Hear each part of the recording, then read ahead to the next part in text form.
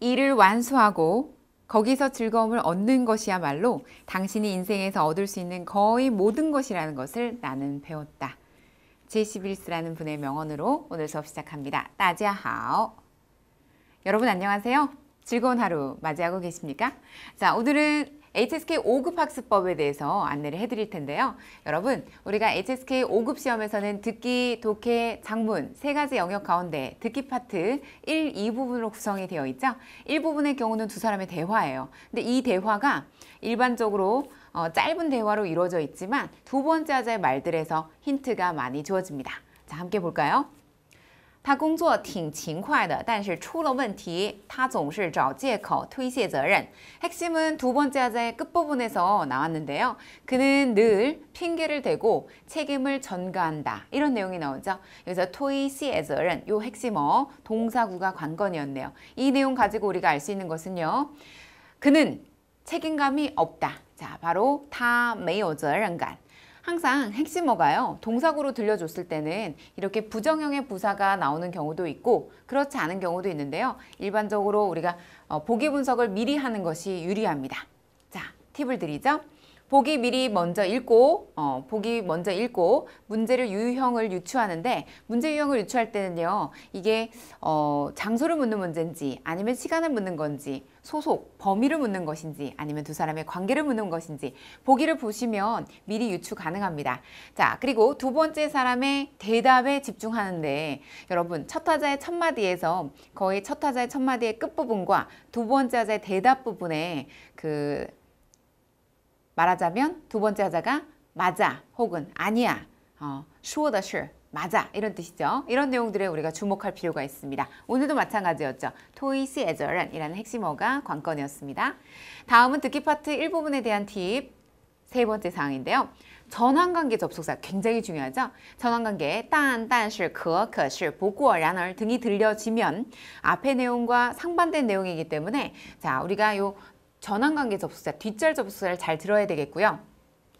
접속사 뒤에 답이 나올 확률이 높기 때문에 이 접속사 부분은 귀를 쫑긋 세우고서 그 뒷내용에 들린 것을 근거로 답을 골라주시면 됩니다. 자, 다음은 듣기 영역 2부분에 대한 구성이에요. 이 부분은 1부분에 비해서 두 사람의 대화가 좀 더 길어지고 복잡해집니다. 예를 들면 明天郊游一起去吧. 我得考虑考虑. 자, 考虑考虑는 고려해보다, 생각해보다라는 뜻으로 간다는 뜻일까요? 안 간다는 뜻일까요? 네, 不知道, 모른다는 뜻이에요. 아직 모르겠어요. 그래서 考虑考虑,研究研究이런 내용은 상대방에게 답을 유보하는 형태이기 때문에 끝까지 들어봐도 소용이 없습니다. 잘 모르겠다는 얘기예요. 不知道가 답이 됩니다. 이와 같이 듣기 영역 이 부분 구성은요. 두 사람의 대화가 좀 더 복잡 다단해집니다.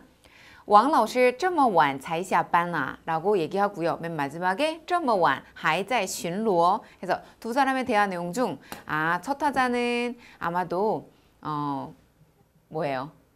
첫 타자는 신분을 잘 모르겠어요. 근데 두 번째 하자는 아무래도 이巡逻라는 단어, 순찰하다 뜻이죠. 그러니까 두 사람 중 첫 번째 화자는 바로 순찰하는 사람, 네, 보안 요원이라는 것을 알 수 있고 그 다음에 人民教师 첫 화자의 첫 마디에 첫 화자의 두 번째 마디에서 알 수 있기 때문에 여자는 교사구나, 선생님이구나 이것을 알 수 있어요. 그래서 두 사람의 관계를 묻는 문제라면 아무래도 조금 어려운 문제가 될 수 있지만 다행히도 우리가 알 수 있는 것은 바로 女的下班很晚 여자가 퇴근을 늦게 한다는 것을 그리고 남자분은 늦게까지 순찰한다는 것을 알 수 있었어요. 이렇게 문제를 통해서 우리가 듣기 영역 이 부분은 두 사람의 대화 내용 중에서 내가 모르는 단어도 나올 수 있구나 라는 것을 미리 알 수 있었습니다. 자, 듣기 이 부분에 대한 팁을 드릴게요. 첫 타자의 첫 마디와 두 번째 하자의 대답 특히나 남녀 대화를 통해서 우리가 주목해서 잘 들어봐야 되고요. 남자가 한 말은 옆에다가 N이라고 적으시고 여자가 한 말은 N이라고 적지 않으신 것이 모두 여자가 한 말이라는 것을 감 잡으시면 되겠죠. 그리고 첫 문장에 집중하셔야 됩니다. 첫 타자의 첫 마디에서 거의 50% 정도 답이 나오거든요. 또 장지문의 경우는 문제 번호를 여러분들이 잘 듣고 표시하셔야 되는데요. 특히나 30번 대 이후로 예를 들어 39번에서부터 41번까지인지 아니면 42번에서부터 43번까지 두 문제만 국한된 문제인지 이렇게 해서 장문 듣기의 경우는 몇 번에서 몇 번까지인지 들을 때 집중해서 듣고 표시해 놓으셔야 됩니다. 자, 다음은 독해 영역 일부분에 대한 구성이에요. 여러분, 독해 일부분은 어떤 접속사라든지 고정격식 그리고 또 일상생활, 사회적 이슈 등 다양한 화두에서 HSK 시험에서 출제된다는 것을 알 수 있는데요. 여러분 보세요. 이 문장의 경우는 아무래도 그 이야기글 형태인 것 같죠? 그리고 46번에 빈칸이 있는데 빈칸 앞을 보면 주어가, 빈칸 뒤를 보면 목적어가 있습니다. 따라서 주어, 수어, 목적어 중에서 수어가 필요한 자리라는 것을 알 수 있어요. 4개의 보기 가운데 가장 적합한 것은 그들은 농부를 발견했겠죠? 따라서 发现을 답으로 떠올릴 수 있는데요. 이와 같이 HSK 독해 영역 5급 독해 일부분은 어법, 품사적으로 접근해야 됩니다. 자, 팁을 드리죠. 일부분에 대한 팁, 수어와 목적어의 호응관계 및 고정격식 그리고 접속사에 대한 그 고정격식과 호응관계가 대단히 중요하고요. 전체적인 흐름과 앞뒤 문맥에 대한 파악 역시 중요한 요소입니다. 평소 우리가 학습할 때도 주어, 수어, 목적어 별로 의미를 두지 않고 그냥 읽는 것이 아니라 주, 술, 목이 여기에 있고 그 다음에 수어의 형태가 긍정어로 끝났는지 아니면 부정어로 끝났는지 수식을 해주는 부사어에는 어떤 것들이 있는지 좀 눈여겨보시고요. 중급 이상자분들은 읽을 때 반드시 소리내서 읽고 하루에 30분 이상은 낭독하시라고 제가 말씀드린 바 있죠? 네, 그 학습법 그대로 따라오신다면 무난히 HSK 5급 시험에서도 고득점으로 합격하시리라 저는 확신합니다. 이 밖에도 저는 현장 강의나 혹은 인강을 통해서 여러분들 HSK 5급 합격 그리고 고득점을 위해서 열심히 안내해드리고 있는데요. 기본서 그리고 문제풀이 교재 등 본인의 수준에 맞게 또 HSK 기간별 학습법에 맞게끔 여러분들이 선정하셔서 수업을 들으시면 됩니다. 자, 다음은 독해 영역 2부분입니다. 독해 2부분은 최근 설명문이 대세예요. 설명문의 형태 중에서 우리가 일반적으로 뭐 오전에 일찍 일어나서 운동하는 것은 어떻고 그 다음에 식습관은 어떻고 아이들을 교육시킬 때는 음악은 어떤 요소고 그 다음에 건강을 유지하기 위해서 어떤 방법이 중요하고 이런 내용들이 HSK 시험에서 주요 화두로 나오고 있거든요. 자, 이 문장의 경우는 중간 부분에서 早饭在三餐中是最重要的 아침 식사는 새끼 식사 가운데 가장 중요하다고 했죠. 이게 핵심이에요. 그리고 HSK 시험에서 출제자들이 좋아하는 단어가 바로 最입니다. 最 또는 尤其, 特别 같은 단어가 나오면 거의 답인 문장이라고 볼 수 있어요. 그래서 답안 ABCD 중에서 새끼 식사 가운데 아침 식사가 가장 중요함을 나타내는 B 답안이 정답임을 알 수 있는 독해 영역 이 부분의 구성이었고요. 이 부분은 문제 풀 때나 평소 학습하실 때 보기를 먼저 읽고서 본문 내용을 그 다음에 보시는 것이 바람직하고요. 보기 먼저 읽을 때도 핵심어에다가 동그라미 표시한 다음에 본문에서 그대로 찾아주시면 문제를 좀 빨리 풀 수 있습니다. 자, 그리고 지문과 보기가 일치하는지를 대조해 보셔야 되는데요. 손가락을 활용하시거나 손바닥을 활용해서 가리면서 보시는 것도 효과적입니다. 다음은 독해 영역 3부분이에요. 여러분, 독해 3부분은 지문 길이가 점점 길어지는 추세고 또 HSK 시험 지정 단어 2,500개 이상의 단어가 HSK 5급 독해 3부분에서 출제되고 있습니다. 따라서 이 난이도를 따라잡으려면 평소 단어량도 단어량이지만 다양한 문장을 접하면서 신변 잡기, 일상생활에 관련된 지문은 물론이거니와 설명문과 논설문의 형태도 두루두루 접해보시면 큰 도움이 됩니다. 저는 HSK 시험뿐만 아니라 이 기출문제 변형 형태에서도 수업 시간 중에 틈틈이 시험에선 이런 단어가 나왔다. 이건 2,500개 이상의 단어다. 6급에서 나올 만한 그런 단어인데 5급 시험에 출제되고 있다라는 것을 계속 지속적으로 팁으로 알려드리고 있습니다. 보세요. 他认为经营管理人员的全部职责就是动员员工来振兴公司. 자, 그래서 이 내용 가지고서 아이어 코카라는 분의 그 어떤 100만 달러로 월급을 받았던 연봉에서 1,000달러로 본인의 연봉을 떨어뜨린 이유는 바로 조금 전 노란색 글씨 부분에 있었었죠? 为了动员员工来振兴公司라는 답은 D가 됩니다. 독해 영역 3부분, 조금은 어려운 서사문 형태라든지 혹은 설명문 그리고 각종 논설문 형태가 출제되고 있기 때문에 다양한 상식을 가질수록 도움이 되고요. 자, 그래서 우리 평소에 우리 독해 영역 1, 2부분과 마찬가지로 보기를 먼저 읽고 지문의 내용에 필요한 부분, 정보를 빠르게 흡수하신 다음에 그 다음에 답을 골라내시면 되고요. 또 질문의 핵심을 파악하고 관련된 내용을 습득하셔야 되는데 질문에서는 요구하지 않았는데요. 질문에 있다고 무조건 답을 고르시면 안 되겠죠. 어떤 분들은 답을 고를 때 이게 답이었으면 좋겠어 라는 심리로 고르신대요. 위험합니다. 네, 그렇게 고르시면 안 되겠죠. 자, 이상으로 해서 독해 영역 3부분에 대한 팁 1, 2였습니다. 다음은 장문, 쓰기 파트예요. 우리가 쓰기 영역에서는요. 제시어가 4개 또는 5개예요.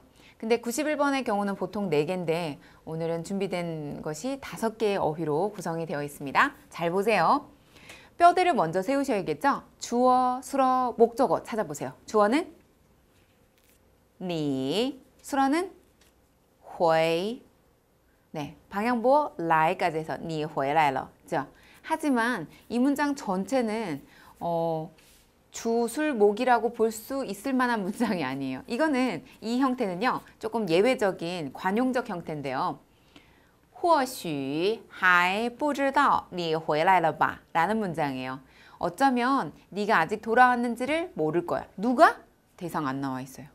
이러한 어려운 형태 역시 HSK 시험에서 출제될 수 있는데요. 어쩌면서부터 还不까지가 모두 부사어고 知道가 수어고 뒷부분은 목적어예요. 문장 목적어라고 해서. 그래서 이렇게 복잡 다단한 관용적 표현으로 나와 있는 쓰기 영역도 있고요.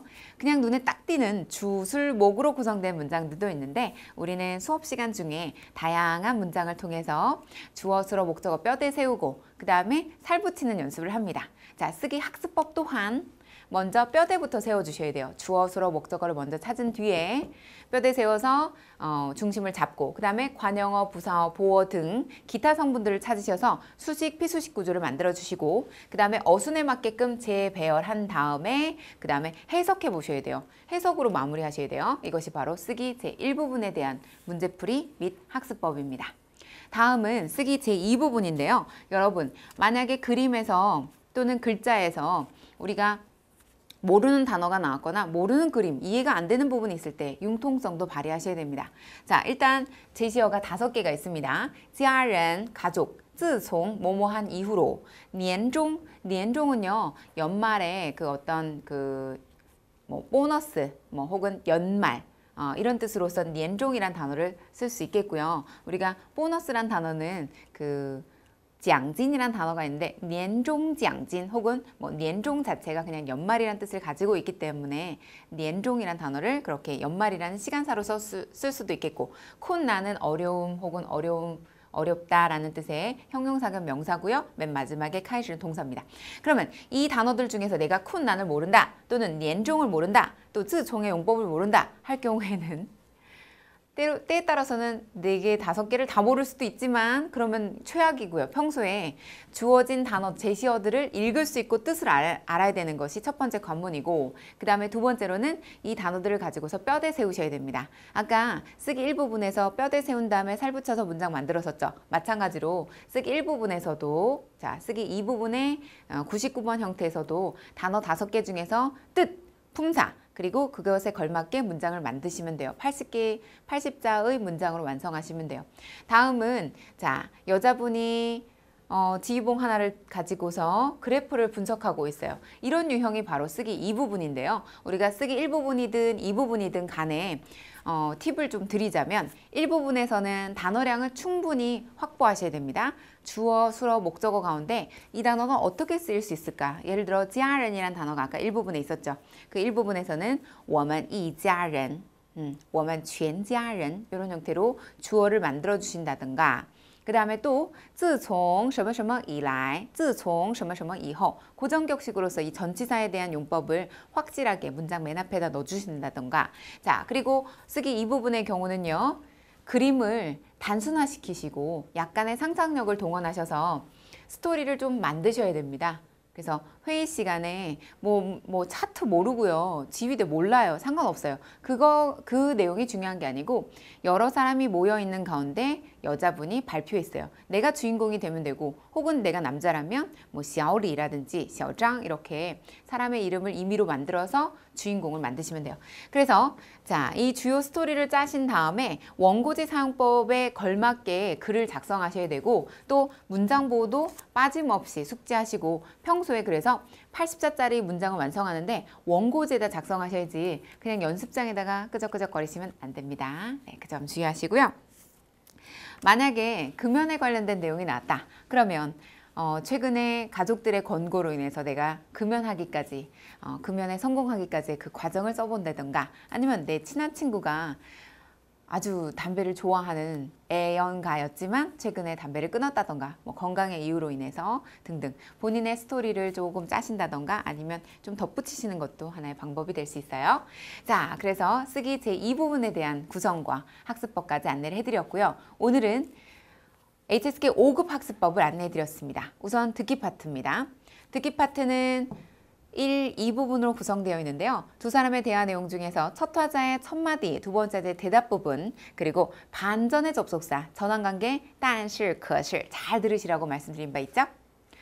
그리고 긴 장문 듣기의 경우는 몇 번에서 몇 번까지가 한 지문에 해당되는 질문인지를 표시해 가면서 들으셔야 되고요. 남자가 말한 거는 그냥 N이라고 적으시고 여자가 말한 건 표시 안 돼 있으면 되고 그 다음 들린 내용에 근거해서 옆에다가 보기 옆에 표시하면서 듣는 것, 또 한글이나 병음으로 요약해 가면서 듣는 것 등을 추천해 드렸습니다.